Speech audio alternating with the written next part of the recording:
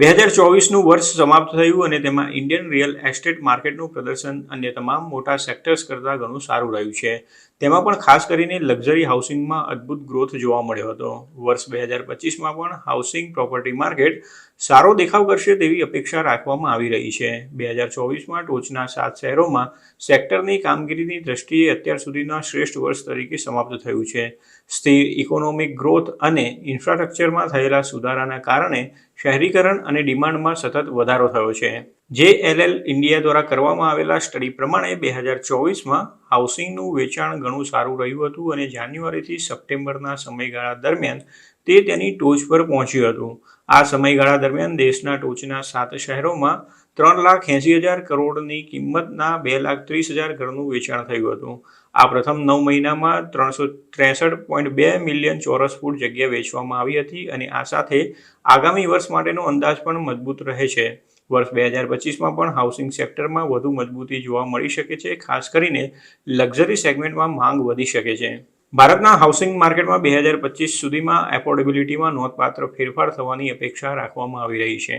આગામી થોડા મહિનામાં વ્યાજ દરોમાં અંદાજિત ક્યુમ્યુલેટિવ 50 બેઝિસ પોઈન્ટ કટ થવાની સંભાવના વચ્ચે એફોર્ડેબિલિટી વધી શકે છે, તેમ JLL ઇન્ડિયા સ્ટડીમાં જાણવા મળ્યું હતું.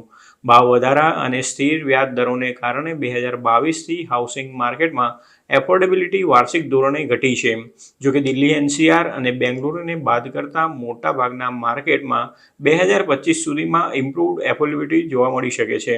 JLLના હોમ પરચેસ એફોર્ડેબિલિટી ઇન્ડેક્સ એટલે કે HPAI પ્રમાણે મુંબઈ અને પુણે 2025 સુધીમાં ઓપ્ટિમલ એફોર્ડેબિલિટી સ્તરે પહોંચે તેવી શક્યતા છે, જ્યારે કોલકાતા મોસ્ટ એફોર્ડેબલ માર્કેટ તરીકે યથાવત રહેશે તેવી શક્યતા છે.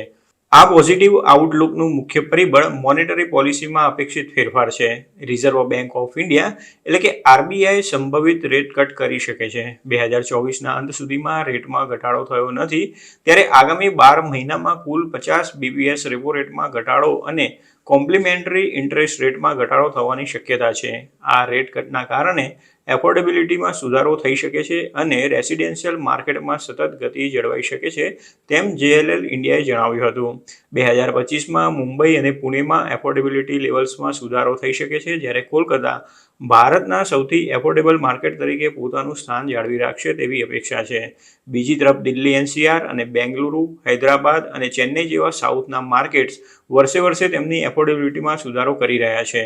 2025માં ઘરની કિંમત વિશે વાત કરવામાં આવે તો એક પોલમાં જાણવા મળ્યું છે કે ભારતમાં ઘરની સરેરાશ કિંમતો આવનારા વર્ષોમાં સતત વધવાની તૈયારીમાં છે, જેનું મુખ્ય કારણ એ છે કે ધનિકો તરફથી ડિમાન્ડ વધી રહી છે, જ્યારે કોસ્ટ ઓફ લિવિંગમાં થયેલા વધારાના કારણે મોટાભાગના લોકો માટે પ્રોપર્ટી ખરીદવી મુશ્કેલ બની છે.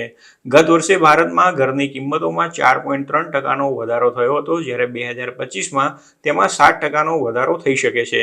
કોલિયર્સ ઇન્ટરનેશનલ ખાતે વેલ્યુએશન સર્વિસીસના મેનેજિંગ ડિરેક્ટર અજય શર્માએ જણાવ્યું હતું કે લક્ઝરી સેગમેન્ટના કારણે ઘરની કિંમતોમાં વધારો થયો છે અને તે આગામી થોડા સમય માટે ચાલુ રહેશે.